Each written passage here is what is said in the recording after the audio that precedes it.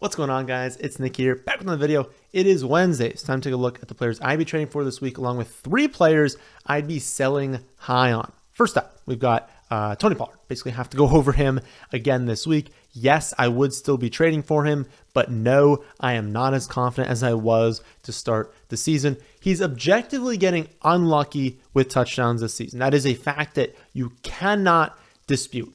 Every single player with at least 25 red zone carries has at least 6 touchdowns on the year, besides Pollard, who has 2. Even this last week, he scores the touchdown, but an offensive lineman doesn't report as eligible, so they get a flag on the play. Touchdown comes off the board, doesn't end up scoring yet again.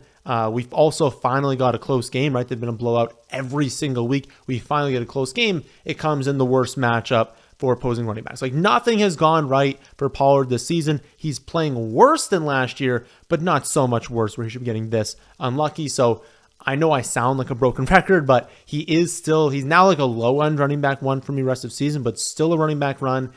He's a running back 10 overall. I think he can get things going over the next 2 weeks. He faces the Giants next week, the Panthers after that. Both are very plus matchups for running backs. And while both are probably going to be blowouts again, we're probably going to add 2 more blowouts for the Dallas Cowboys this year. They're 2 teams that rank top 6 in rushing touchdown percentage allowed. So when teams score against the Giants and the Panthers, they do so on the ground. Maybe the touchdowns can finally flow through Tony Pollard for a change. So we're not giving up everything to get him. He doesn't have as much value as he did to start the season, but running back 10 rest of season, there's definitely a ton of leagues where people who have him are completely fed up, will give him up for not very much. And so see what they want.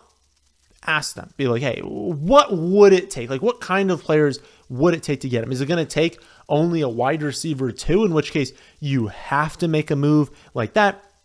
Going to take 2 of those, going to take a few flex players. Like, what is it going to take to get Tony Pollard? If they're still asking for, like, oh, give me a top 10 running back, or like, give me like a top 7 wide receiver. We're not doing that, right? We're only doing it if the person who has them is completely aggravated and is like, no, get him off my team, take him from nothing. I don't want him anymore, but, still a good player to go after because he's the lead back on the Cowboys, and they can definitely start to get things going on the ground. They can definitely have a lot more production, and especially in the touchdown department. He could still finish this season with double-digit touchdowns, and he only has 2 on the year, so there could be a lot still coming.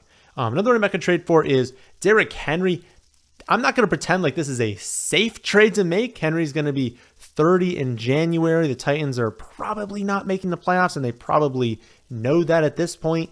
But if you look at their playoff schedule, it's the Texans again, right? They get a home matchup against the Texans in week 15.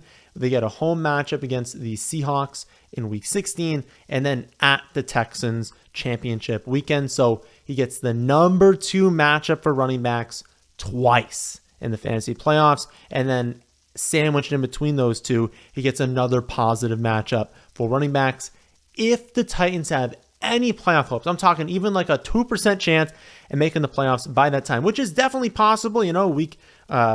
Their first game of the fantasy playoffs, that game will be 4 weeks out from playoffs, right? So it'll be that game plus 3 more. There's a chance they're not completely eliminated at that point, and they still need to lean on Henry.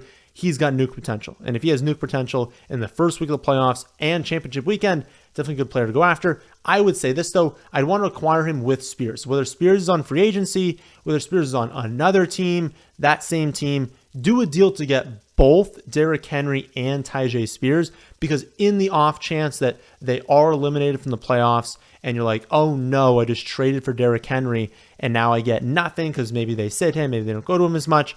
Well, the flip side of there is, well, if they sit him, they're going to Tyjae Spears, in which case you'd still probably have a running back 1 in those weeks. And so basically this is just a move to say you can probably lock up a running back 1 for probably all 3 weeks of the fantasy playoffs by making a trade for both of them. And that's just a good thing to do, especially with the ceiling they would have in those games. At wide receiver, I keep trading for Marquise Brown, definitely. He's coming off his worst game of the season. Always a good time to trade for a player, especially wide receiver, given it's a volatile position. But obviously the bad game makes sense, right? Clayton Tune was, I think it's Tune. No, I was saying Tooney before. I think it's Tune. He was their Quarterback last week, they were at Cleveland. Like, obviously, Marquise Brown is going to have a bad game. Kyler's back now. Brown, if he can maintain his 27% target share and 30% red zone share, if that holds with Kyler Murray at quarterback, if we see an uptick in plays, an uptick in passing play percentage, an uptick in efficiency, an uptick in touchdowns, all of that rising is going to be really, really good for Marquise Brown. He has at least 7 targets in every game since week 2. He has double-digit targets in 4 of those 8 games. But even still, you're like, okay, that's awesome, right? Low receiving totals.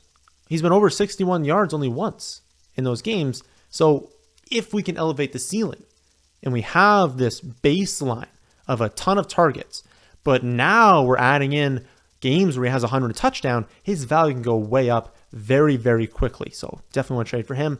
I definitely keep trading for Chris Olave as well. He's still 11th in expected points per game on the season, 9th over the last 4 weeks. So there hasn't been a change in his volume. His volume has been very, very good. Top 10 volume over the last month. And yet he's still 32nd in actual points per game. He's had less than 60 receiving yards in 3 straight games, despite 10 plus targets per game over that stretch. Olave now has 6.62 yards per target on the season. That is 37th among 42 qualified wide receivers. It's a wide receiver with at least 50 targets on the season. So 42 wide receivers have at least 50 targets this year. Only 5 of them have fewer yards per target than Chris Olave. And one of them is Marquise Brown. Another data point that says, hey, Marquise Brown is 41st out of 42 wide receivers in efficiency if we look at yards per target. But there's a reason to think it can go up for Marquise Brown. I think talent-wise, the talent can really show itself for Chris Olave. I think they can get on the same page soon. He's been inefficient all season. I just refuse to believe that Chris Olave and Marquise Brown will be this inefficient for the remainder of the season. So buy low on them now. My wide receiver 18 rest of the season was Olave. So I'd rather Olave straight up over Terry McLaurin, DK Metcalf, Deebo Samuel. I think he's that good of a player. And if we're looking at running backs, I would prefer Chris Olave over Javonte Williams, Brian Robinson, James Cook, even if you had to add on a player. So if you had to be like Brian Robinson plus a bench wide receiver for Olave, I would do that. Even if it got up to like a low-end flex wide receiver. So someone who's on like the fringes, I would do that plus those 3, or one of those 3, obviously, running backs for Olave.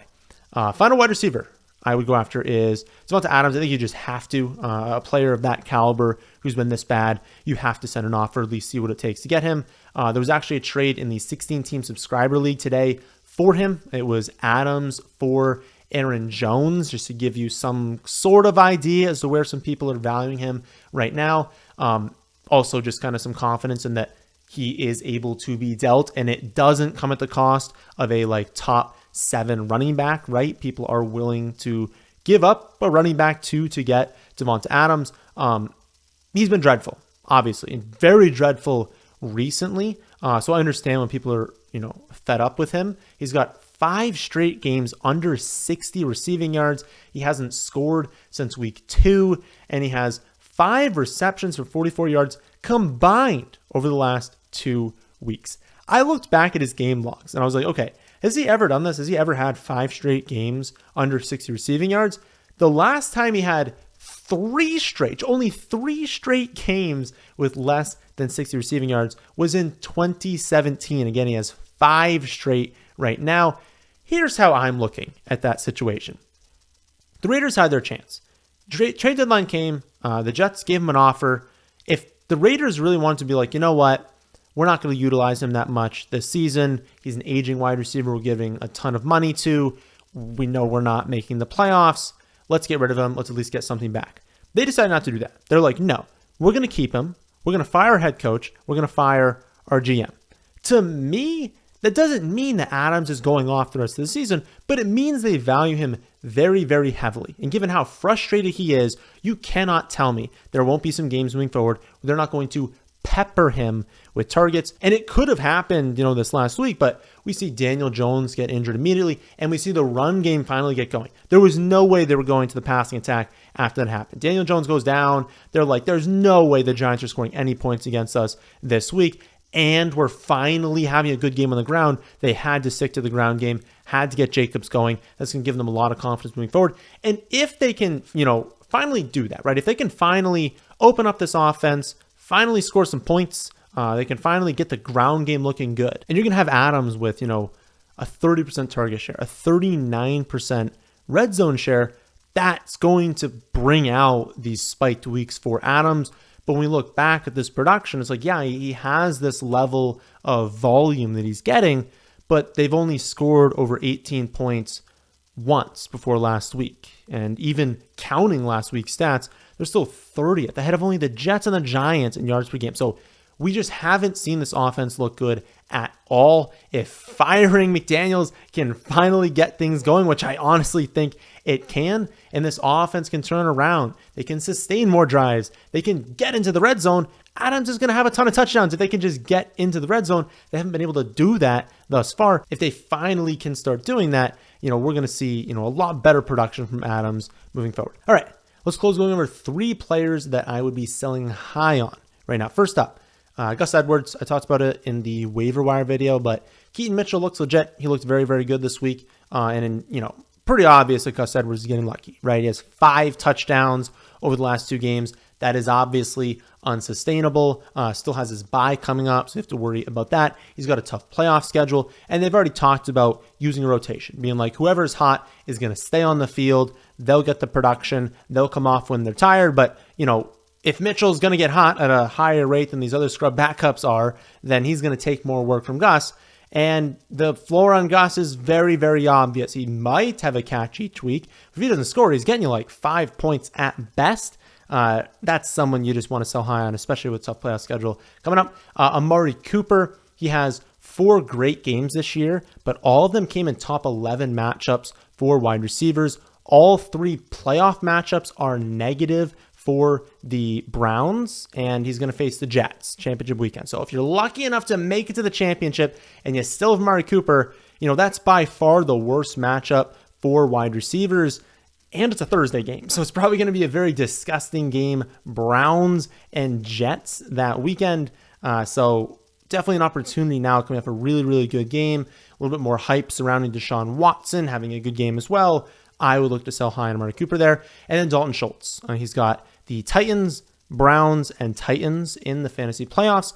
Cleveland is the second worst match for tight ends. Tennessee is third worst. So he has 3 matchups in the fantasy playoffs that are bottom 3 matchups for the tight end position. That is not great. Look to sell high on him after a monster performance last week. So that's my take on how the trade market is looking this week. My rest of season strength of schedule table is out for defenses. So that takes a look at, every defense rest of season, who has the best schedule, and then who has the best schedule in the fantasy playoffs.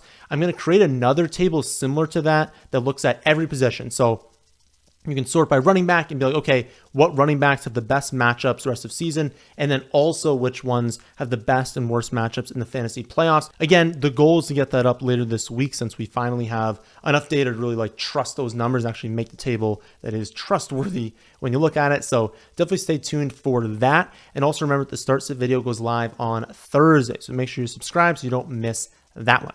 Then, my friends, is in this one. Hope you all did enjoy. If you did, how about hitting the like button? How about subscribing to the channel if you're new here? Thanks for watching.